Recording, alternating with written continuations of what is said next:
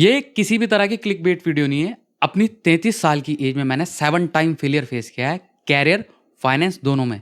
और जहाँ पे कैरियर और फाइनेंस की बात आती है, तो 90% लोग और मोस्ट ऑफ द जेनजी वही सेम 2 मिस्टेक करते हैं जो एक टाइम पे मैंने भी करी। और हो सकता है यार इनमें से कोई एक मिस्टेक आप भी कर रहे हो स्टिल अभी भी, और आपको बिल्कुल भी आइडिया ना हो इस चीज़ के बारे में। इन्हीं 2 मिस्टेक के कारण जब मैं सीए कर रहा था, मैं सीए में फेल हो गया। मैंने गवर्नमेंट जॉब की प्रिपरेशन करी, उसका एग्ज़ाम दिया, उसमें मैं फेल हो गया। मैंने बिज़नेस किया है, मैं बिज़नेस में भी फेल हुआ हूँ। और इवन आप लोग यकीन नहीं करोगे, मैंने इंश्योरेंस सेल्स और बीपीओ सेक्टर में तक जॉब करी है, और मैं वहाँ पे भी फेल हो गया। और ये सब ना मेरी लाइफ में 20 से लेकर 27 साल की एज के बीच में चल रहा था। और फ्रस्ट्रेशन का लेवल वो था, आप में से वो लोग जरूर कोरिलेट कर पाओगे जो इस टाइम पे ऐसी सिचुएशन में फंसे हुए होंगे, या जिन्होंने अपनी लाइफ में कभी ऐसी सिचुएशन फेस करी होगी। और मैंने देखा यार इतने सारे फेलियर मुझे लाइफ में आ रहे हैं, इसका कोई तो रीज़न होगा और उसका कोई तो सॉल्यूशन होगा। जब अपनी लाइफ में मैंने एक्चुअल में उस रीज़न को फाइंड आउट किया और उसके सॉल्यूशन में प्रैक्टिकली इम्प्लीमेंटेशन किया, तो अपनी लाइफ में आज इस 33 साल की उम्र में मैं एक लेवल पे हूँ। मैं ये नहीं कहता कि मैंने सक्सेस का बहुत बड़ा बम फोड़ दिया है, पर हाँ, जो भी मैंने अचीव किया है या जिस भी पोजीशन में मैं हूँ, मैं उससे बहुत खुश हूँ। तो आज मैं उन 2 मिस्टेक के बारे में और उसके प्रैक्टिकल सॉल्यूशन के बारे में आपको बताऊंगा, जो अमूमन हर बंदा करता है जो मिस्टेक, ताकि अगर कोई इस टाइप की सिचुएशन में फंसा होगा, तो मैं अपने लाइफ का एग्जाम्पल दे के वो उससे सीख करके इस टाइप की सिचुएशन से बाहर आ जाए। ठीक है? तो बिना टाइम वेस्ट के इस वीडियो को स्टार्ट करते हैं।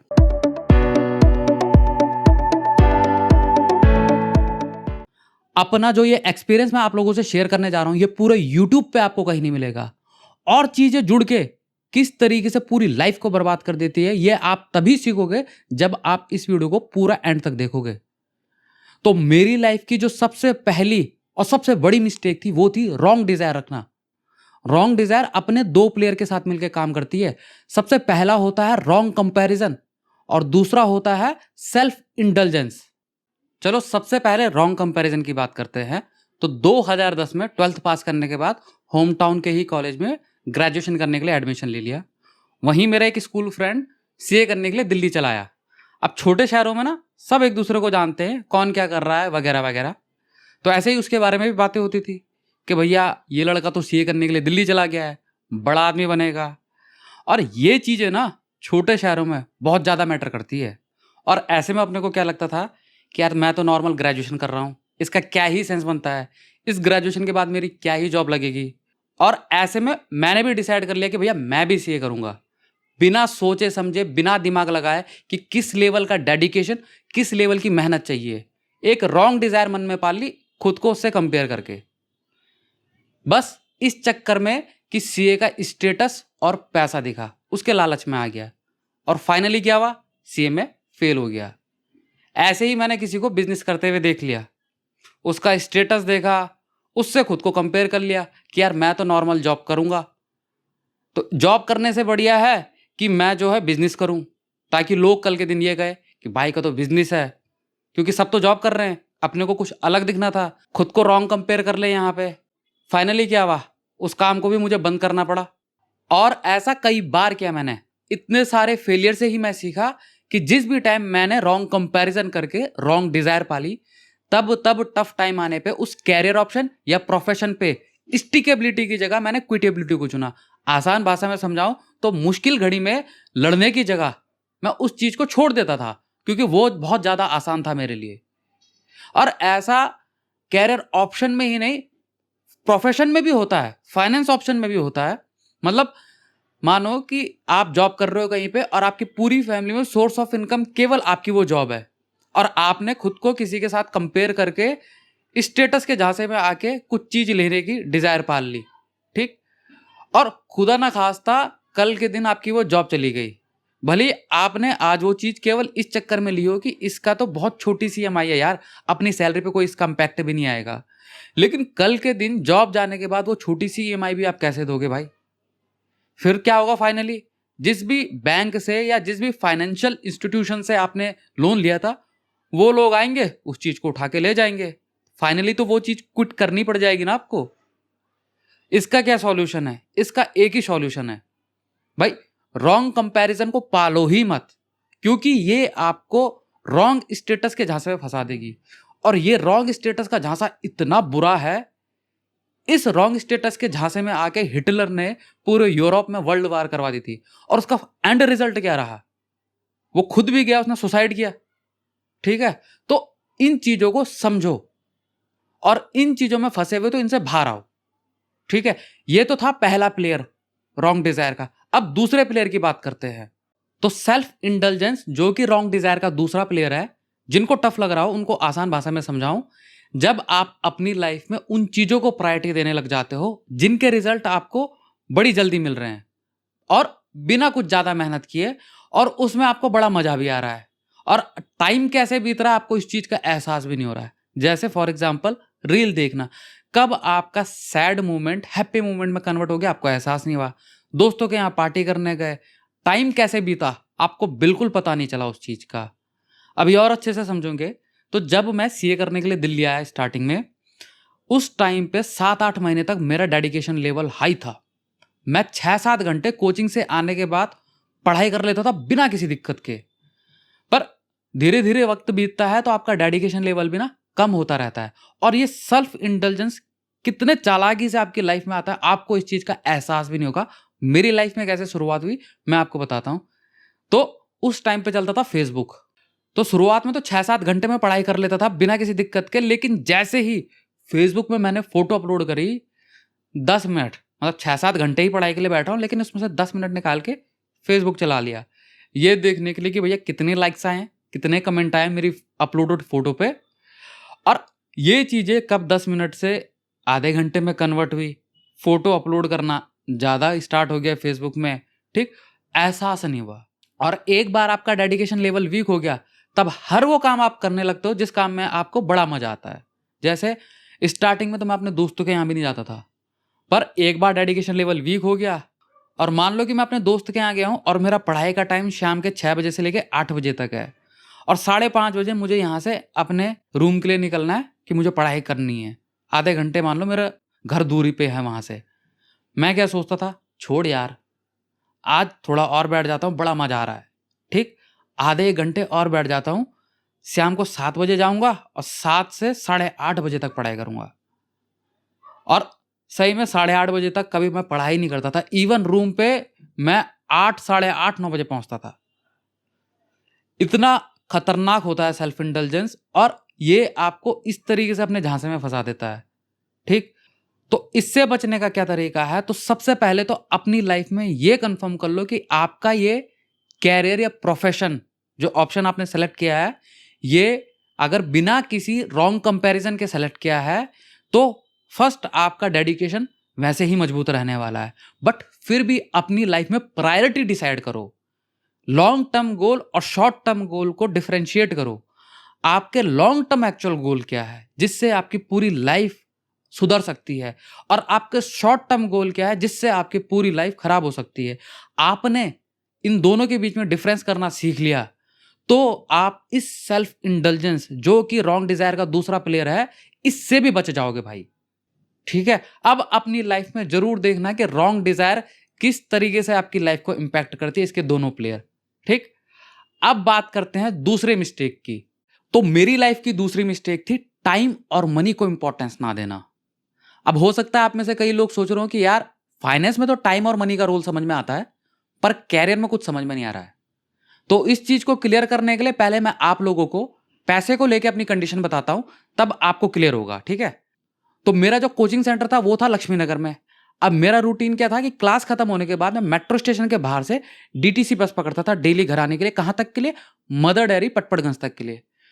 तो एक दिन मैं बस में चढ़ा, बहुत खतरनाक भीड़ थी, और मैं जैसे ही बस से उतर रहा, एक ही झटके में मेरे जेब से फोन और पर्स गायब। वो तो मेरी जेब में थोड़े खुले पैसे थे, मैंने ऑटो का किराया देकर घर पहुंच गया। ठीक, अब मुझे रास्ते में टेंशन हो रही थी, किस बात की?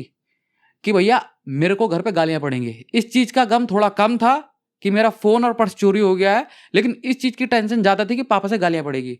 घर पे पहुंचा, घर पे फोन किया, बताया, तो पापा ने गालियां तो सुनाई, लेकिन उन्होंने पैसे डाल दिया अकाउंट में। ठीक, और उससे जाके मैंने फिर लिया Nokia X2 Android phone launch हुआ था उस टाइम पे एक, और वो एंड्रॉयड फोन ना बड़ा था साइज में। मेरा पहला वाला फोन था नोकिया 5233।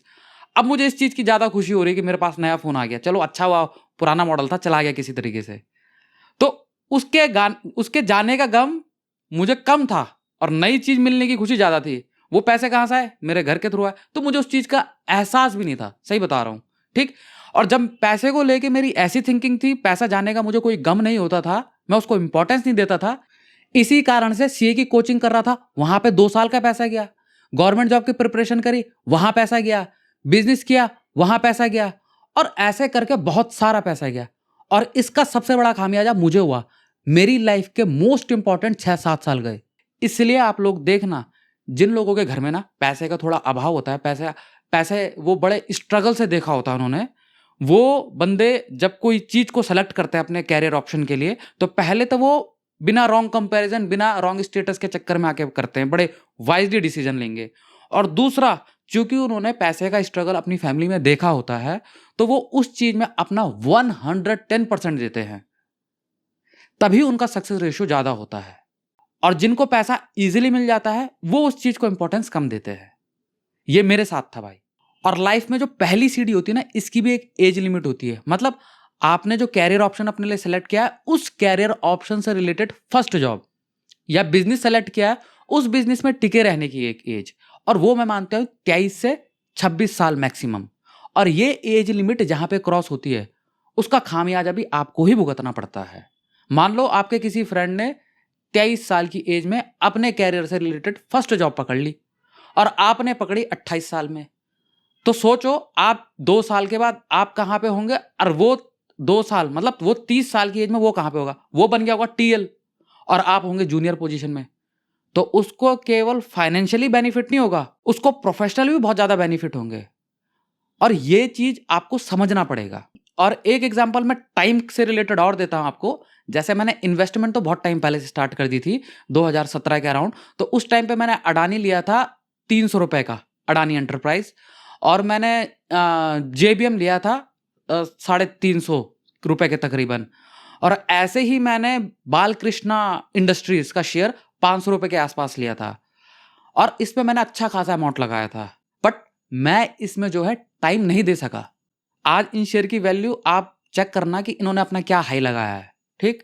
तो आप इस बात को समझो।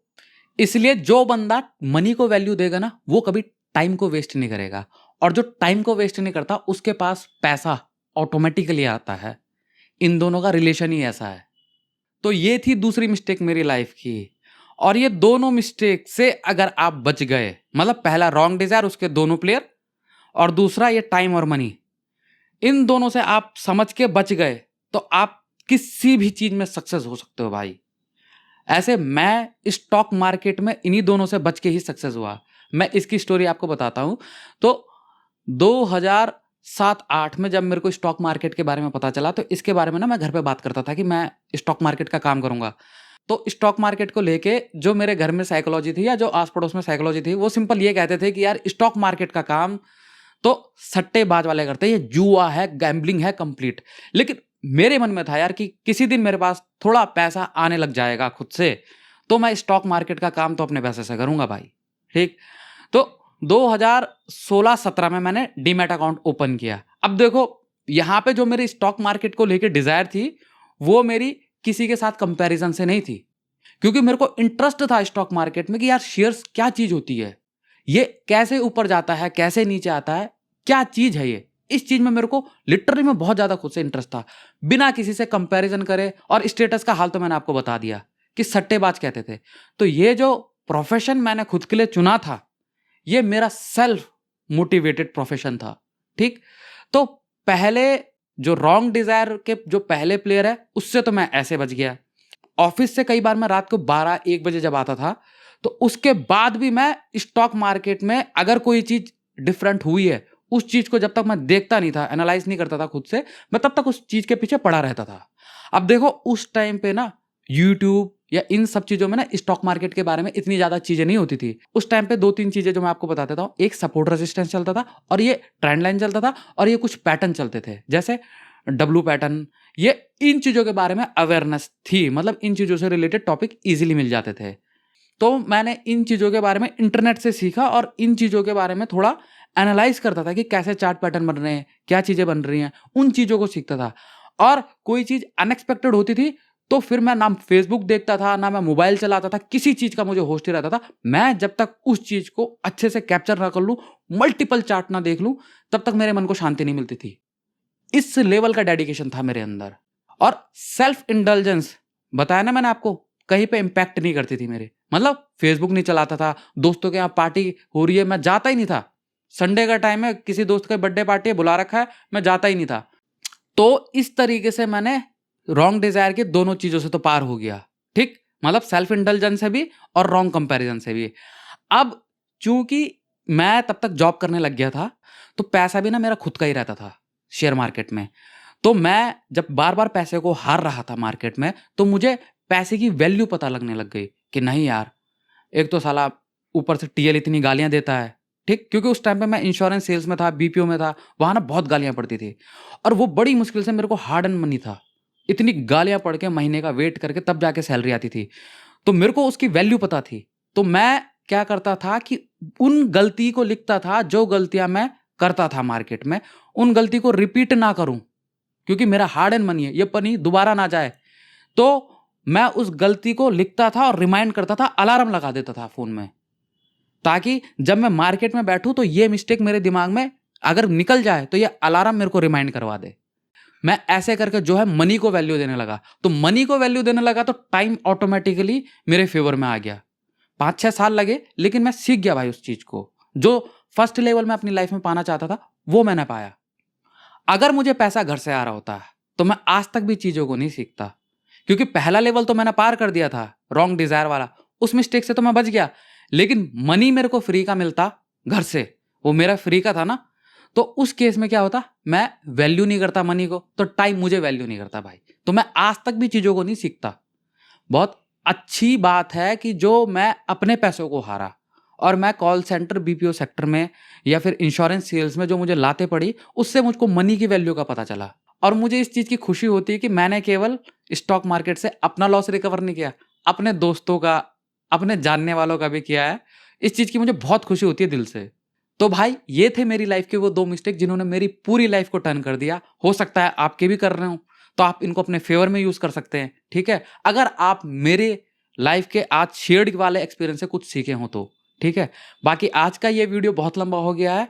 ऐसे बहुत सारे एक्सपीरियंस है जिनको मैं इन फ्यूचर में स्टॉक मार्केट के बारे में जब आपको बताऊंगा तो शेयर करता जाऊंगा।